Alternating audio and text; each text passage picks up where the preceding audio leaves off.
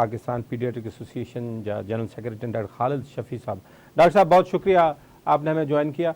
Doctor साहब ये इतना अहम बिल आया है, बल्कि अब कहा जाता है लॉ ऑफ द लैंड है, लेकिन इसके पर कंट्रोवर्सी एक जनरेट हो गई है और उसके खिलाफ बहुत सारी अभी तक अपोजिशन मौजूद है और इसको उस तरीके से इम्प्लीमेंट शायद नहीं करने दिया जा रहा। तो आप क्या कहेंगे, ये तो बड़ी कंसल्टेशन के साथ ये बिल पास हुआ था। देखिए जी, किसी भी मुमलिकत का जो बुनियादी जो उसके फराइज में शामिल होते हैं, अपने शहरियों के हकूक का तहफ़्फ़ुज़ होता है।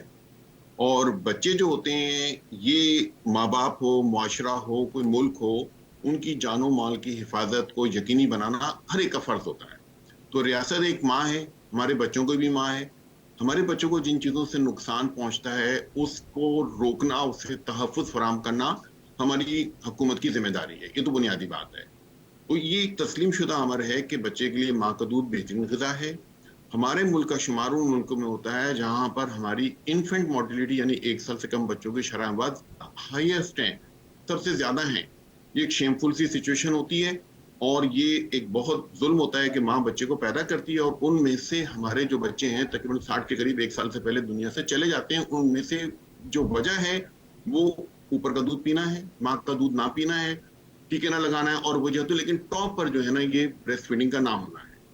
तो ये एक बुनियादी जो फर्ज है जो हुकूमतों को अदा करना है। ये बिल भी इसी सिलसिले में बनाया गया था, एक बहुत अच्छा इकदाम है।